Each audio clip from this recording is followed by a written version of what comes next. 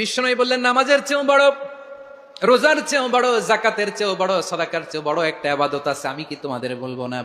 সাহাবারা বললেন, ইয়া রাসূলুল্লাহ, বালা, অবশ্যই বলবেন, সেটা কি? বিশ্বনবী বললেন, ইসলাহু যাতিল বাইন।